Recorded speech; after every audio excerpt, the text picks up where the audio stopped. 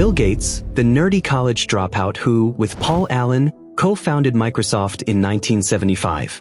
You know the story: the meteoric rise, Windows becoming a household name, and Gates eventually becoming the richest man in the world.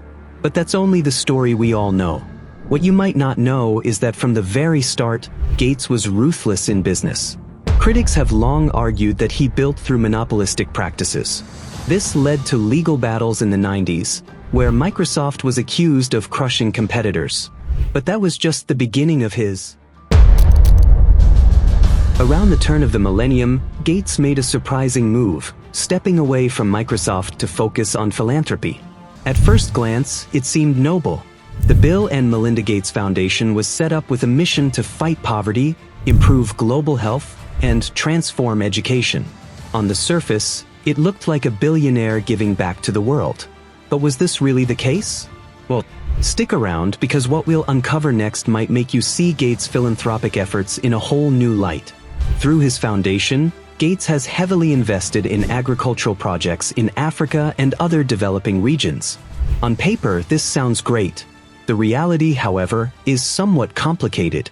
You see, Gates promotes industrial agriculture, which relies on genetically modified seeds, patented technologies, and chemicals.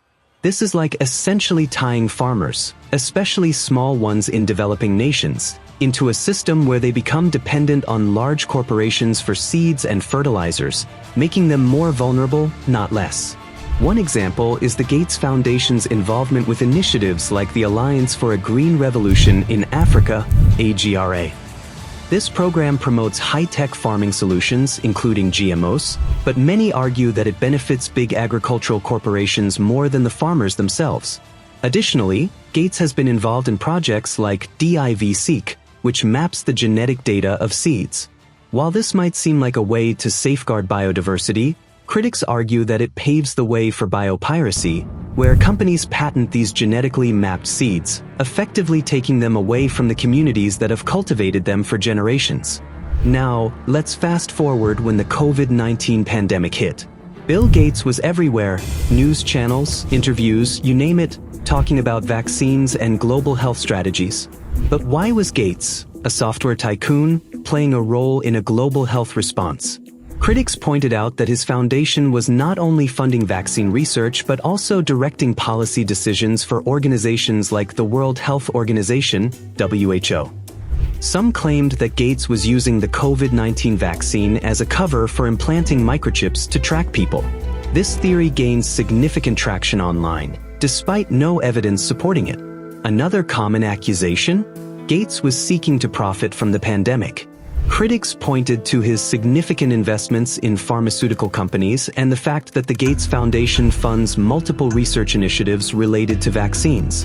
While the foundation has publicly stated that its goal is to make vaccines affordable and accessible, some conspiracy theorists believe that Gates stands to benefit financially from vaccine sales and distribution. And here's where things get even darker. It's not just health and agriculture that Gates is investing in, it's data. Gates has quietly made substantial investments in global data networks, some of which could give him unprecedented access to vast amounts of information. The concern? With data being the new oil, Gates might have more control over the world than anyone realizes. Digital data today drives economies, and whoever controls it can shape entire industries and governments.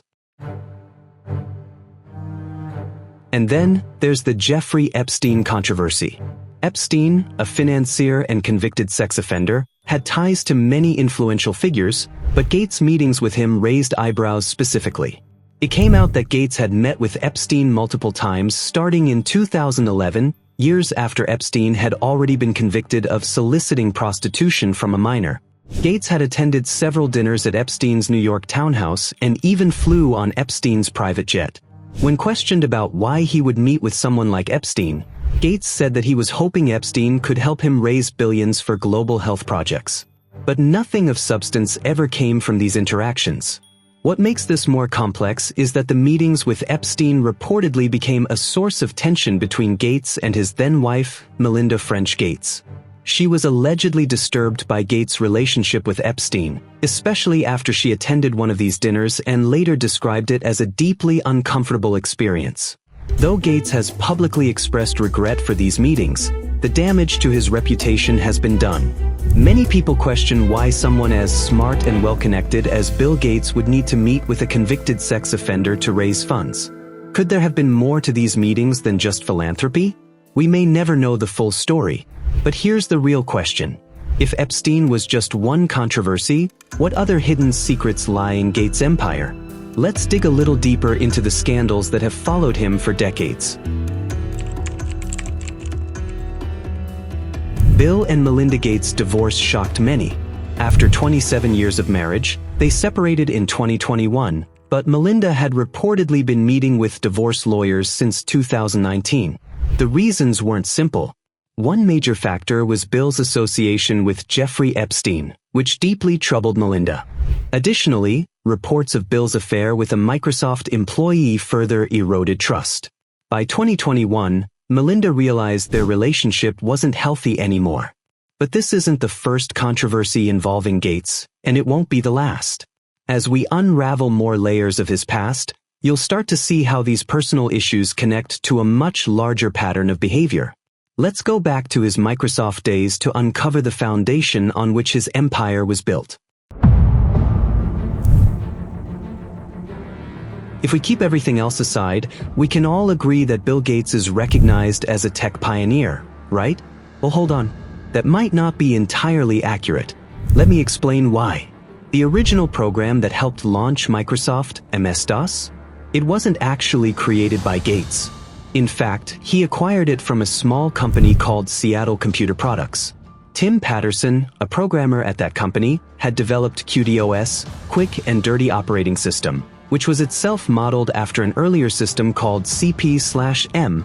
Gates bought QDOS for $50,000, rebranded it as MS-DOS, and then struck a deal with IBM that launched Microsoft into the big leagues. So, the real genius was in acquiring, rebranding, and reshaping the tech landscape. But don't leave just yet, because the next part of this story reveals how Gates took these tactics global. In the 1990s, Gates played a significant role in shifting a large chunk of the tech industry to countries like India. During the first WTO meeting in Singapore, tax concessions were introduced that favored outsourcing. Gates capitalized on this opportunity, saving billions for the industry by outsourcing tech jobs to India, where labor costs were much lower. This allowed companies like Microsoft to cut costs dramatically while maintaining productivity. So, what does all of this mean? Is Gates a brilliant strategist, or a billionaire with too much power and too few checks on his influence? The answer might not be as clear-cut as we once thought. But one thing is clear: his influence is unmatched. And with that much power, there will always be questions about the motives behind the man. Leave a comment below with your thoughts, and make sure to subscribe and hit the notification bell.